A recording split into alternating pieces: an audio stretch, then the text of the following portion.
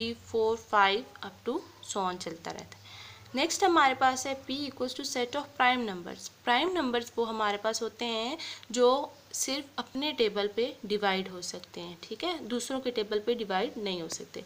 मैं आपको समझाती हूँ किस तरह। और ये स्टार्ट हमेशा 2 से होते हैं।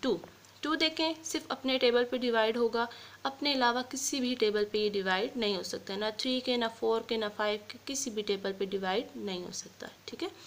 अब देखें 3 को देखें तो ये हमारे पास सिर्फ अपने ही टेबल पे डिवाइड होता है, 3 1 टाइम्स होता है, ठीक है। तो और किसी के टेबल पे ये डिवाइड नहीं हो सकता।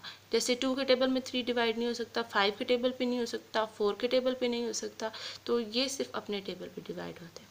इसके बाद डिजिट होता है 4। अब 4 को देखें तो हमने यहाँ नहीं लिखा। क्यों नहीं लिखा? इसलिए नहीं लिखा कि जो 4 है वो हमारे पास 2 के टेबल पे डिवाइड हो जाता है।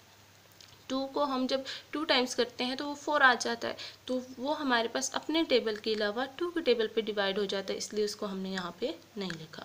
नेक्स्ट चलते हैं 5 भी सिर्फ अपने टेबल पे आता है। 5 के बाद हमारे पास क्या होता है 6 हमारे पास क्या है।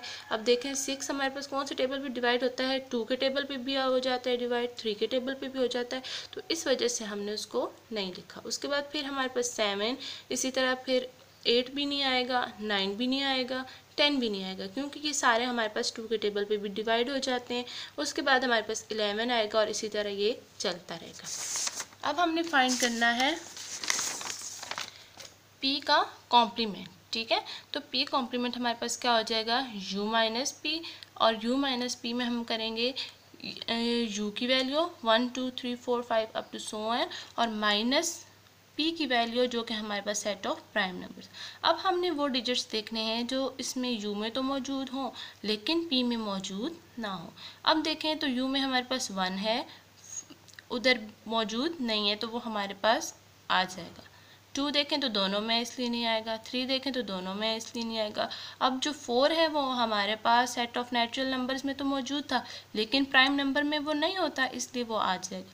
इसी तरह फिर हमारे पास 5 दोनों में है, 6 दोनों में नहीं है तो वो सिर्फ U में है, वो आ जाएगा।